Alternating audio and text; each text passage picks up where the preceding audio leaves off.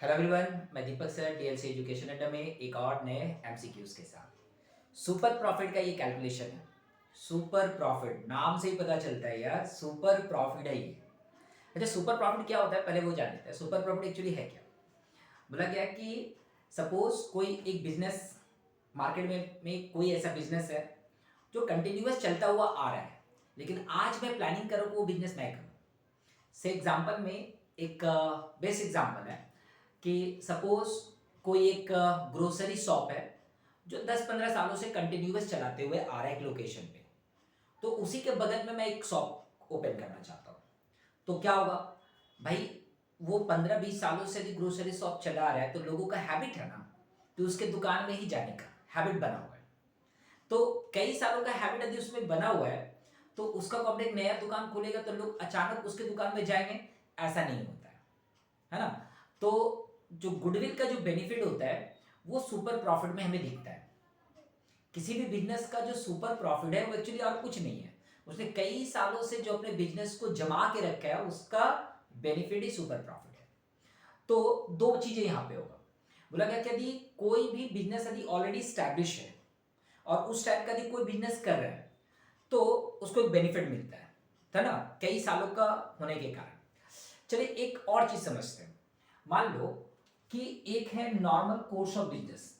Normal course of business,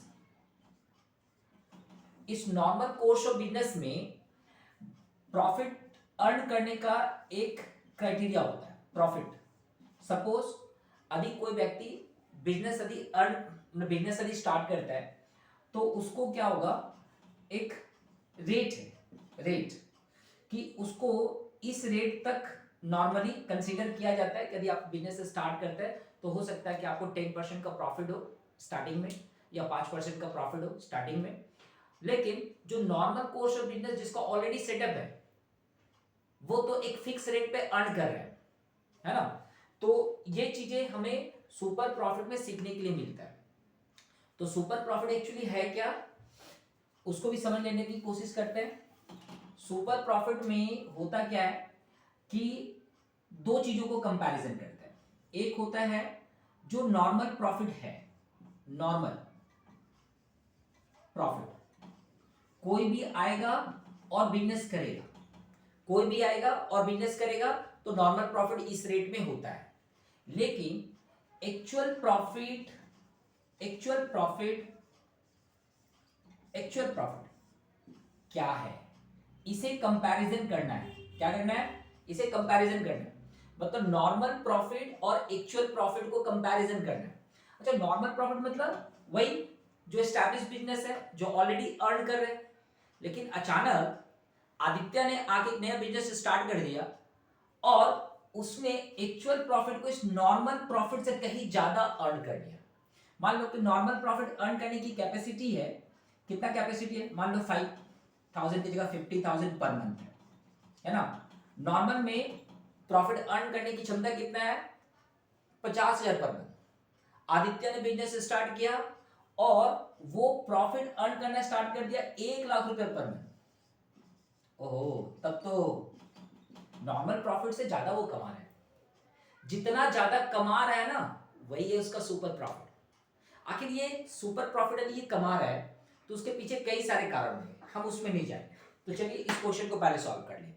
तो normal profit और super profit में समझ में आना चाहिए कितना सुपर प्रॉफिट होगा, ये जितना ज्यादा अर्न कर रहे हैं, है ना। अरे मान लो कि समझने के लिए हम इसको 70,000 कर देते हैं तो 50,000 और 70,000 यानी 20,000 वो एक्स्ट्रा अर्न कर रहे हैं, यानी कितना हो गया 20,000। तो actual profit, normal profit and super profit का ये कॉन्सेप्ट है जो आपको जानना चाहिए। सुपर प्रॉफिट का ये कॉन्सेप्ट है।